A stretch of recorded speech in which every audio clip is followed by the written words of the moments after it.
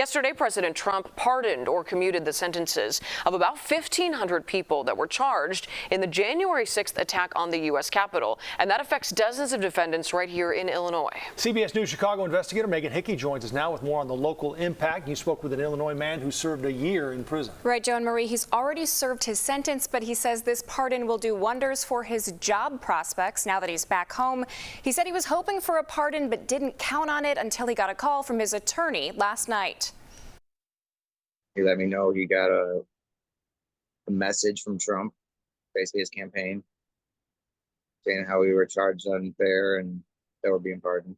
Matthew Capsule, who lives in Marseilles, Illinois, tells me he went to D.C. on January 6, 2021 to see Trump's last speech, but then things escalated. I don't regret going that day. I acted a little extra. There's a lot of energy in the air. I regret things I did that day, climbing the scaffold, climbing on top of the building. Things I did. He was one of the first people from Illinois arrested by the FBI. According to federal prosecutors, Capsule can be seen here on Capitol grounds, at one point clashing with police in screenshots from videos posted to his own TikTok. Capsule pleaded guilty to interfering with a law enforcement officer and was sentenced to 18 months in prison and served a year. Now he is one of the approximately 1,200 people who were convicted of January 6th related crimes who are now pardoned. I was hoping for it.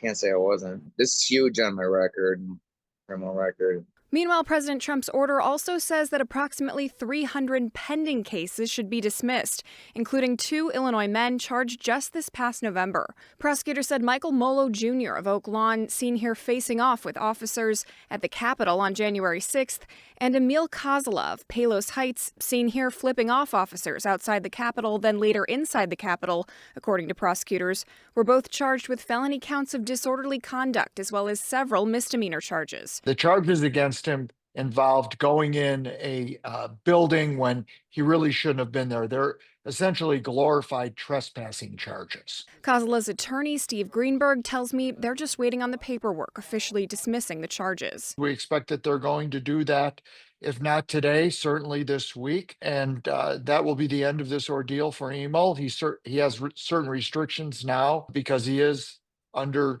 bond restrictions, and then he'll be free to go about his life.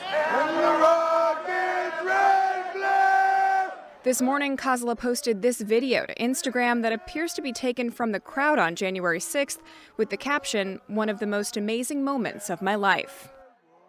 And Trump's order singled out 14 members of the far-right extremist groups like the Proud Boys and the Oath Keepers who had their sentences commuted instead of pardoned. Controversially, this order included pardons for those convicted of violent felonies in addition to those nonviolent ones. Joe and Marie. Yeah, a campaign promise that the president followed through on. Thank you, Megan.